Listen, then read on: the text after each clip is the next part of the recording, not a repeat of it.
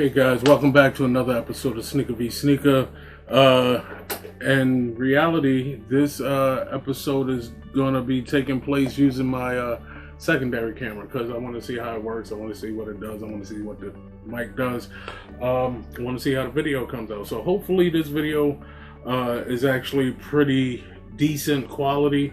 It's a little bit smaller of I don't know what they call it, but I wanted to do it from this angle so it doesn't grasp the whole back. I just wanted to kind of do this episode a little bit different, only because this is, listen, I'm a huge basketball fan, and a lot of things that I've been seeing going around lately involving what's going on with like Kwame Brown and all the people that he's going after. And listen, man, I get it. The jokes and stuff are funny, and like the way he's going at them is funny. But dude is saying some real powerful stuff, man.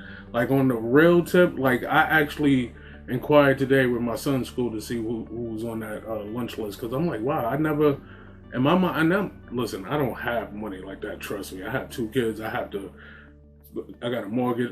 There's stuff I got to pay for. So trust me, I don't have money like that. But, listening to this dude and like really understanding what's going on, because I'm not a young person. You know what I'm saying? I've been around a while. And, when I was younger, I used to hear the people that would talk about not only him, but all of these young kids that's coming out of college or coming out of high school, and the criticism that they get. And I'm like, why are these kids being criticized by grown men in a way that could affect them mentally? Like, you know what I'm saying? Like, don't get me wrong. Some kids, they have this threshold for, when you're this age, you're considered adult, whatever.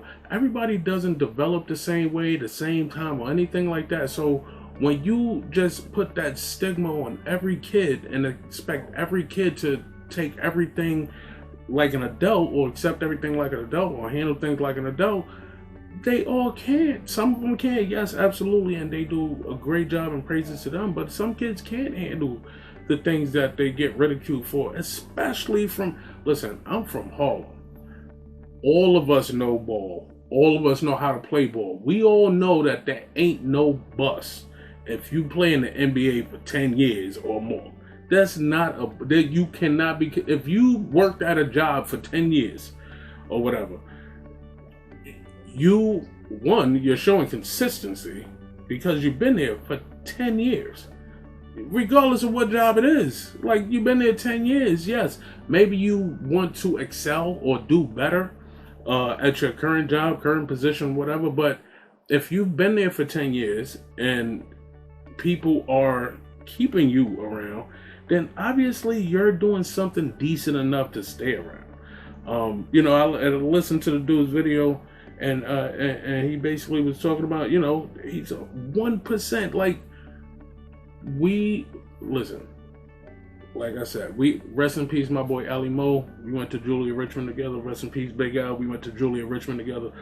Yo, we all used to play ball. We all wanted to be a 6'10" dude where we get looked at to make it to the league. That would have been a dream of anybody uptown.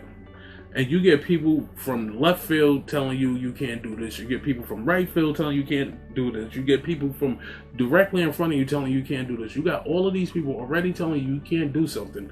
And then you may get a coach that latches onto you and helps you.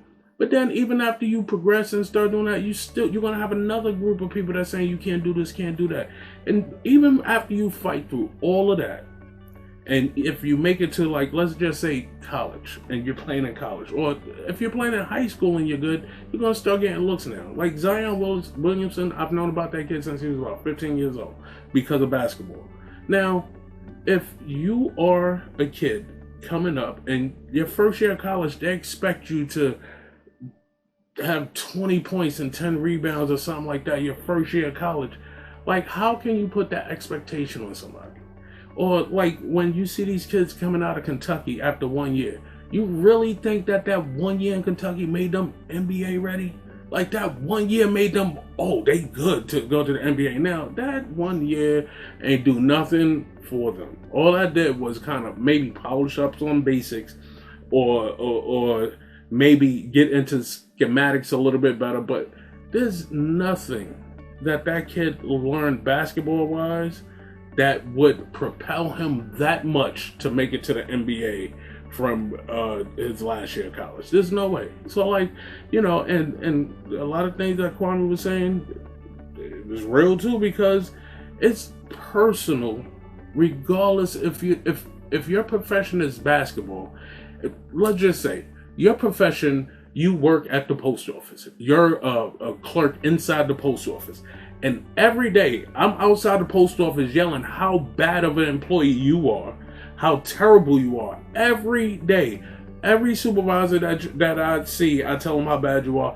Everybody, I just bring up example of mistakes you made and things you did wrong and I make all of these scenarios against you. That could affect your pay. If that affects your pay, that is personal. Period. No matter how you want to cake it up and say, oh, well, he took it personal. If you're dealing with something that affects my livelihood or affects how I pay for my children or how I pay for where I live, that is the most personal thing you can do to somebody.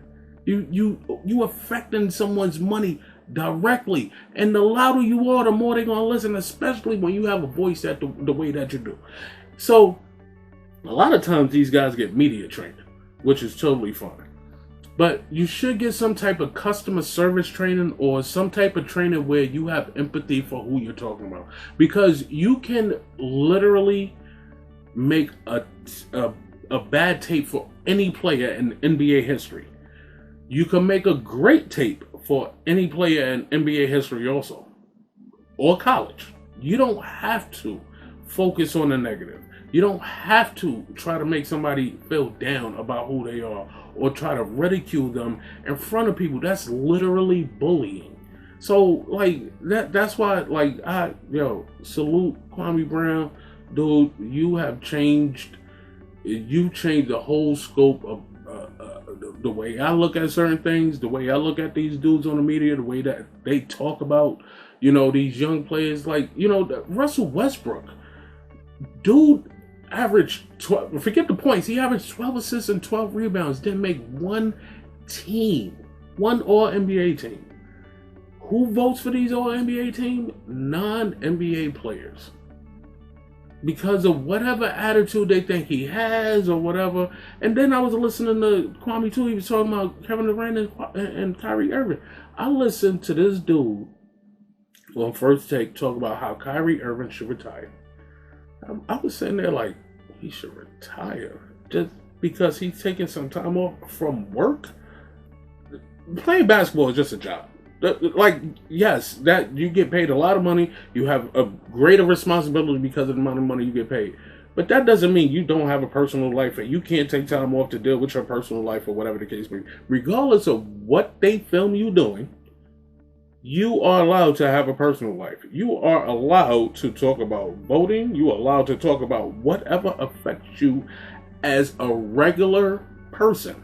Because after basketball, that's what they are, regular people. So, like, a lot of things that people say on the media, I'm starting to realize that they're saying it to put these guys in a box and categorize everybody as this, that, and the other. When the reality of it is, we are all completely and totally separate individuals who have similar to no similarities with each other. Like, we can be twins, grew up in the same house for 50 years and still think different. There's no two people alike. So when you categorize people and try to say this person or these people are this or these people are that, all you're doing is showing that you're not smart enough to actually explain what that specific individual is So you just lump them into summer people, and that's not cool. Like I hear people say, "Oh, they're part of the LGB." I apologize. I don't know how to say LGBTQ community. And I'm like, okay. So if let's just say I'm a G. Does that mean I'm all for everybody, the other letters in that community? No, I am an individual person, period. Regardless of what sexuality you are an individual person. Like, and that's the thing that I don't think a lot of these reporters or whatever you want to call them, that I don't think they realize that. Like, these are, like, yes, okay, somebody's a point guard. You call him a point guard. That kid could have been playing power forward his whole life. Just because he's 6'4", 6'5", you want to call him a point guard. That doesn't mean he's a point guard, man. Like, basketball players are basketball players. Some are taller than the others, but skill set determines who you are. Kyrie Irving is maybe a little bit taller than me. He is legitimately a shooting guard. Allen Iverson is my height or shorter. He is a shooting guard, not a point guard. That they will list him as a point guard everywhere. He's not. He's a shooting guard because of his skill set. All right? Ben Simmons, yes, he is a point guard. He is 6'10", but he is a point guard because he facilitates, if that's what you want to call him. But Ben Simmons is Ben Simmons. Kevin Durant is Kevin Durant. Like, these are all individual great players that are just individuals. They should be judged off of that alone.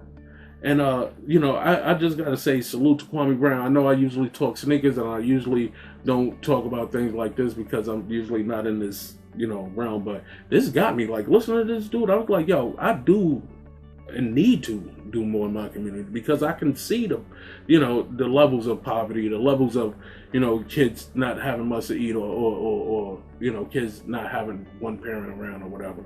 And, I shout out to Kwame Brown, for opening my eyes to something so simple, so basic, so right there that I could have done to help a long time ago. I salute you, brother. I appreciate you, brother. You are literally what this world needs right now.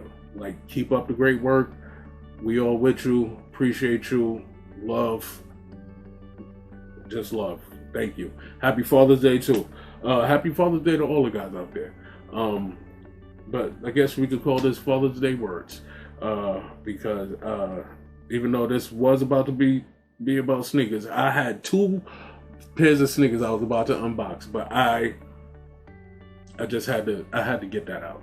And, it was very refreshing to get that off my chest. But yeah. Thank you for joining Sneaker v Sneaker. Quick kicks. Appreciate you guys. I'll get back to you within, we'll do a sneaker pickup comparison video in a little while. But I had to give dude his roses right now. So appreciate you guys for joining. Much love. Thanks for the support. Peace. We out.